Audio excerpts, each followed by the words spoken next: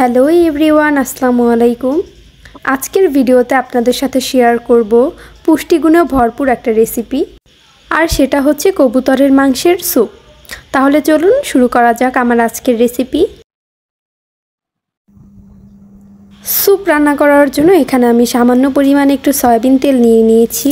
এর মধ্যে দিয়ে দেব আদা কুচি এবং রসুন কুচি। এগুলোকে ভালো মতো ভেজে নেব। এরপরে আমি এখানে অ্যাড করে দেব 4 কাপ পানি। এই পানিটাতে ভালো মতো বলক উঠলে এর মধ্যে দিয়ে দেব আগে থেকে কেটে রাখা কবুতরের মাংস। এখানে আমি সামান্য পরিমাণে একটু লবণ দিয়ে দিব যেন এই মাংসটার ভিতরে লবণটা পৌঁছে যায়। এরপর অনেকটা সময় নিয়ে আমি এই পানিটাকে জাল করে নিব যেন মাংসটাও ভালো মতো সিদ্ধ হয়ে যায়। মাংসগুলো ভালো মতো সিদ্ধ হয়ে আসলে এখান থেকে আমি হাড় সহ কিছু মাংসের পিস তুলে নিয়েছি।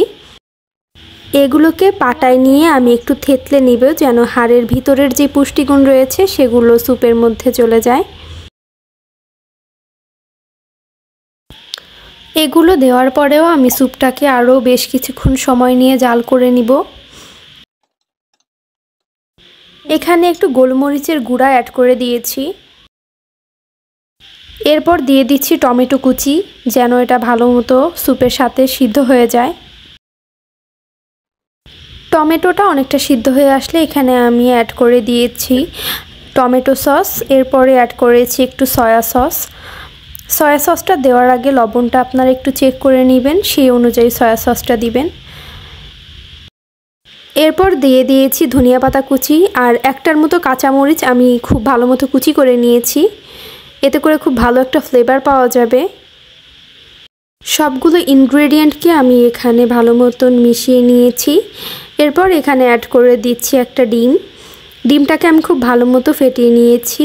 এরপর অল্প অল্প করে আমি স্যুপটাতে ডিমটা অ্যাড করব। এই তো আমার স্যুপটা প্রায় হয়ে এসেছে। দেখুন এটা দেখতে কত লোভনীয় লাগছে। এটা খেতেও কিন্তু অনেক মজা হয়। যারা স্যুপ পছন্দ করেন তাদের কাছে অবশ্যই এই স্যুপটা অনেক ভালো লাগবে। আপনারা অবশ্যই এটা বাসায় ট্রাই করে দেখবেন। খাওয়ার সময় একটু লেবু চিপে নিলে এই স্যুপটা কিন্তু খেতে আরও বেশি মজা লাগে। তো আপনাদের সাথে আমার দেখা হবে পরবর্তী কোনো ভিডিওতে। সবাই ততদিন ভালো থাকবেন, সুস্থ থাকবেন। আল্লাহ হাফেজ।